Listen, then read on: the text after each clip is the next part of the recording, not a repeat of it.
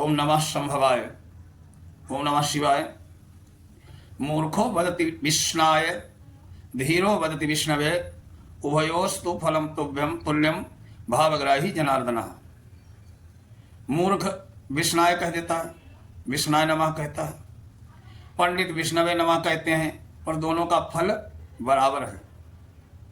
क्योंकि भगवान तो कर्म नहीं, केवल हृदय के भाव को ही ग्रहण करते हैं। इसी को लेकर के शिव महापुराण की पवित्र कथा है। घोर वन में एक भील राज करते थे। उनका एक अत्यंत पराक्रमी पुत्र था जिसका नाम था भीम। पिता की भांति भीम भी एक दक्ष शिकारी था। एक दिन धनुष बाण लेकर वो वन में शिकार खेलने गया। दोपहर में शिकार के पश्चात घूमते घूमते वो एक पहाड़ी पर जा निकला। पहाड़ी पर एक मंदिर था। उस मंदिर में शिव जी की एक ऐसी लिंग मूर्ति थी जिसमें अग्रभाग में मुख की आकृति बनी थी। भीम ने साथ के नौकर से पूछा, ये किसकी मूर्ति है? इस पर फूल पत्ते किसने डाल रखे हैं? नौकर ने बताया, ये शंकर जी की मूर्ति है। बहुत वर्षों से यहाँ एक ब्राह्मण आकर पूजा करता है। भीम ने पूछा, कैसे पूजा करता है? सरल भील ने उत्तर दिया, पहले मूर्ति पर पानी डालता है, फिर पत्ते रखता है, फिर फूल चढ़ाता है, फिर कुछ खाने को आगे रखकर हाथ जोड़कर आंख बंद करके संभवतः खाने को कहता है। मनुष्य के हृदय में जन्म जन्मांतर के जाने कितने संस्कार पड़े होते हैं। किसी किसी में तो कोई प्रबल संस्कार ऐसे होते हैं कि तनिक से निमित्त मिलते ही जागृत हो जाते हैं। भीम में भी ऐसे ही शिव भक्ति के संस्कार थे। वो शीघ्र दौड़कर वो तभी रो लिपट मूर्ति मेल, भयानक वन में प्रभु रात्रि कस रहत अकेल। वो दौड़कर मूर्ति कर लिपट कर रोने लगा, हे प्रभु, तुम इस भयानक वन में रात्रि में अकेले कैसे रहते हो? आते होंगे शेर और चीता, डर कर तुम होंगे भयभीता। कष्ट तुम्हें दे पशु आ कोई, मैं कस पशु न आनुह जोई।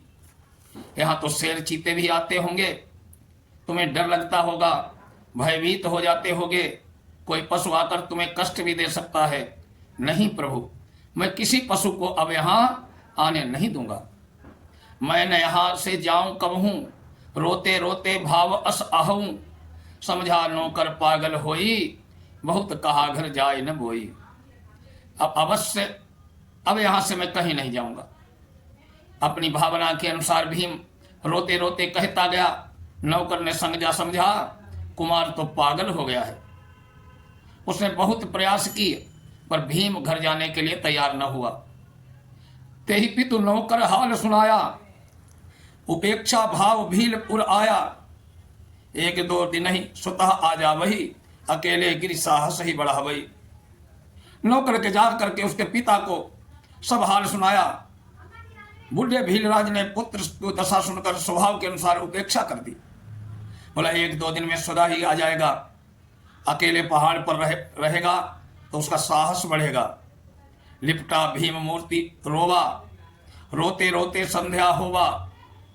अंधेरा होत लिया धनवाना, द्वार आए पहरा मन ठाना। इधर भीम मूर्ति से लिपटा रो रहा था। रोते रोते संध्या हो गई। अंधेरा होते देख उसने धनुष बाण उठाया। मंदिर के बाहर आकर द्वार पर पहरेदारी अर्थात रखवाली करने लगा। सावधान होकर गए जगेऊ, दीनी रात बिताए। पूजा हित सामान को प्रातः वन में जाए। बड़ी सावधानी से उसने रात्रि व्यतीत की। प्रातः होते ही देवता की पूजा के लिए सामान लेने वन में चला गया। वन में जाए शिकारी कीना, एक शशक मारित ही लीना। मांस निकाल के टुकड़े किए, अग्नि प्रगट भून कर लिए। भीम शिकारी तो था ही। वन में जाकर उसने एक शशक खरगोश का मारकर उसका मांस निकाल कर उसके टुकड़े किए। लकड़ियां एकत्र करके चकमक से अग्नि उत्पन्न कर बाण में एक एक मांस का टुकड़ा बेंध कर सब भून लिए। वन में कहीं शहद की मक्खियों के छत्तों से शहद भी ले आया। फिर उन टुकड़ों में शहद से डुबाया। थोड़े से फूल पत्ते भी तोड़ लिए। ये सब करते हुए भीम को दोपहर हो गया। चिंतित था कि देवता अभी भूखे होंगे। यथासंभव शीघ्रता कर रहा था। पहाड़ी के नीचे स्रोते से मुख में जल भर कर ले आया। कोई पात्र नहीं था, मुंह में ही जल भर लिया। फूल पत्ते बालों में लगा लिए। एक हाथ में धनुष, दूसरे बाण में पिरोए हुए भुने मांस के टुकड़े लेकर वो शीघ्रता से मंदिर, पहाड़ी पर मंदिर में आ गया। ब्राह्मण देवता मंदिर पूजा करके जा चुके थे। भीम के हाथ खाली तो थे ही नहीं, पैर में जूते से ही उसने मूर्ति पर चढ़े फूल हटाए। मुख में लिए जल को चढ़ाने के लिए मूर्ति पर कुल्ला कर दिया। धनुष एक ओर रखकर बालों में लगे पत्ते और फूल मूर्ति पर रख दिए। अंत में मांस का एक टुकड़े को पत्ते पर सामने रखकर नेत्र बंद करके हाथ जोड़ के प्रार्थना करने लगा, हे प्रभु, ये शशक का मांस कोमल है, मैंने बहुत भली प्रकार से भूना है, इसमें पर्याप्त शहद भी डाला है, ये बड़ा स्वादिष्ट होगा, शरीर को पुष्ट बनाएगा, आप इसे अवश्य भोजन करें। बड़ी देर तक प्रार्थना करने पर भी भीम ने देखा कि देवता ने मांस नहीं खाया। संभव है अभी भूख न लगी हो, ऐसा सोचने लगा। फिर खाएंगे या मेरे अपरिचित होने से संकोच कर रहे हैं। वो मांस को वहीं छोड़कर धनुष बाण लेकर बाहर जा बैठा। भीम देवतामय हो गया था। उसे अपने भोजन, जल, निद्रा का ध्यान नहीं था और वो दुख यही था कि देवता उसका ले आया हुआ मांस नहीं खा रहे। रात्रि भर पूर्व जागरण करके वो प्रातः नवीन मांस लेने के लिए चला गया। मंदिर में आने पर ब्राह्मण देवता ने मांस के पड़ा देखा तो उन्हें बड़ा दुख हुआ। हरे हरे कोई दुष्ट मंदिर को भ्रष्ट कर गया है। क्या करते, पूजा सामग्री बाहर रखकर मांस फेंका, नीचे स्रोत से जल लाकर मंदिर को भली भांति धोया, दोबारा स्नान करके तब पूजा की, फिर घर को चले गए। भीम वन से लौटा, उसने अपनी पद्धति के अनुसार पुनः पूजा की। ब्राह्मण देवता को दूसरे दिन भी मंदिर में मांस मिला। तीसरे दिन भी ये भी प्रभु के सच्चे भगत थे। तीसरे दिन उन्हें की चरम सीमा पर ग्लानि हो गई। मंदिर धोकर पूजा करते समय फूट फूट कर ब्राह्मण देवता रोने लगे। ये कौन दुष्ट नित्य मंदिर को भ्रष्ट कर जाता है। प्रभु भक्ति की सच्ची प्रार्थना तो सुनते ही हैं। मंदिर में शब्द हुआ, आकाशवाणी हुई, हे ब्राह्मण, आप व्यर्थ में शोक कर रहे हो। ये मांस डालने वाला दुष्ट नहीं, वो तो मेरा परम भक्त है। वो कितना सरल भक्त है। आप तो जानते हैं कि मैं बाह्य पदार्थों से प्रसन्न नहीं होता हूं। मैं प्रसन्न होता हूं निर्मल पूर्ण प्रेम पूर्ण हृदय से। मुझे ऐश्वर्य और पवित्र वस्तु उतना प्रसन्न नहीं करती जितनी प्रेम से अर्पित एक तुच्छ वस्तु भी मुझे प्रसन्न कर देती है। वाणी गदगद हो उठी। ये मेरा एक भील भक्त है।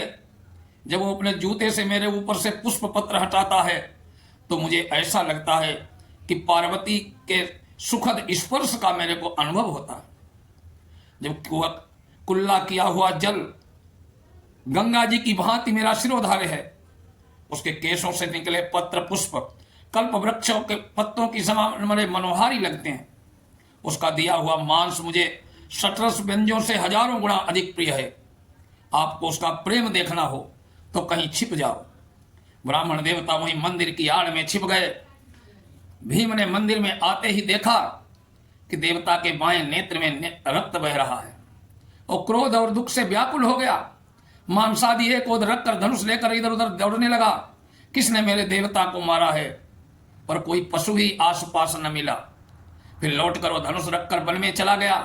थोड़ी देर से एक घास फूस की एक ढेर पर सिर पर लिए लौटा। घाव की जितनी जड़ी बूटियां उसे मालूम थी सब ले आया। एक एक को रगड़ रगड़ कर पीस कर देवता के नेत्र में रखकर देखने लगा। सब व्यर्थ हुआ। रक्त किसी से भी बंद नहीं हुआ। भीम अब व्याकुल हो गया। अब क्या करें, मेरे प्रभु का रक्त नहीं निकलना बंद हो रहा है।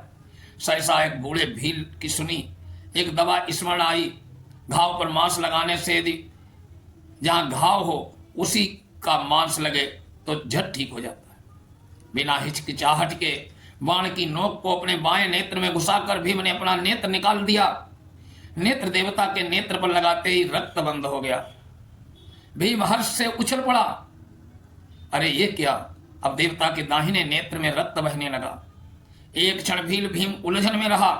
दूसरे ही क्षण अपने पैर का अंगूठा देवता की दाहिनी आंख पर रखा, क्योंकि दूसरी आंख में निकलने पर वो देख तो नहीं पाता नहीं, इसलिए देवता की दाहिनी आंख पर पता लगाने के लिए उसने पैर का अंगूठा लगा दिया। बाण अभी दूसरी आंख तक पहुंचा ही था कि मूर्ति से भगवान भोलेनाथ आशुतोष अवडरदानी प्रकट हो गए। उसका हाथ पकड़ लिया। पुत्र बस अब परीक्षा पूरी हुई, मैं प्रसन्न हूं। आज से कैलाश में मेरे वाम भाग में तेरा निवास स्थान होगा। भीम का नेत्र ठीक हो गया। प्रभु उसे लेकर कैलाश में पधारे। नेत्र चढ़ाने के कारण भीलों की भाषा में भी भीम का नाम कणप्प पड़ गया। ये ऐसी पावन कथा है शिव पुराण की, जो सुनता है सुनाता है उसका जीवन धन्य हो जाता है। प्रभु भाव के भूखे, विद्युता दिखाकर अहंकार पाल करके कोई सोचता है कि मैं भगवान को प्रसन्न कर लूंगा, ऐसा नहीं। भाव शुद्ध होना चाहिए, भावना शुद्ध होनी चाहिए। मंत्र भले गलत बोल रहे हो, कुछ भी उच्चारण कर रहे हो, लेकिन अगर आपका भाव शुद्ध है, भावना पवित्र है, प्रभु तो तभी प्रसन्न होंगे जैसे कणप्प भील पर भगवान प्रसन्न हुए। ओम नमः शिवाय।